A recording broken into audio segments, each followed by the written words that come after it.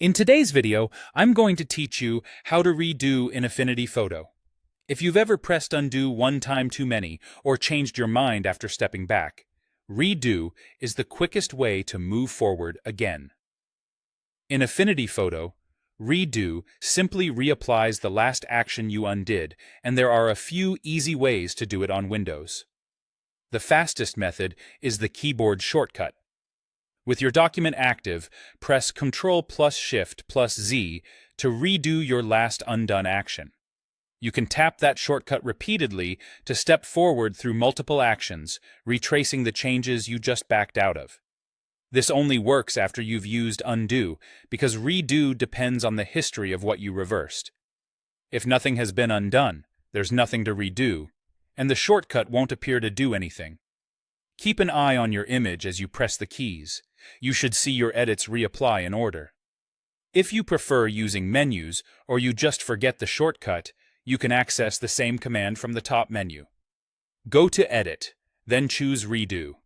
You'll notice that this option becomes available right after you undo something, and it may show the name of the action it will redo, which is a helpful reminder of what's about to be reapplied. Just like the shortcut, you can select Edit Redo multiple times to walk forward through your recent changes. If the command is grayed out, it means there's currently no undone step to restore. For a more visual approach, use the History panel. This panel shows a timeline of the steps you've taken in your current session.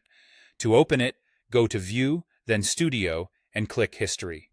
You'll see a list of states representing each action. When you undo, the highlighted state moves backward. To redo, simply click forward to a later state in the list.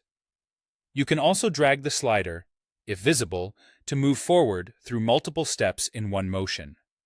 This makes it easy to jump to exactly the point you need, especially when you want to redo several changes at once instead of stepping one by one.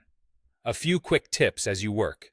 Redo only tracks the current document session, so if you close the file or switch documents, the redo stack resets. If redo isn't working, confirm that the document is active, that you've undone at least one step, and that the history panel shows later states you can return to. That's all there is to it.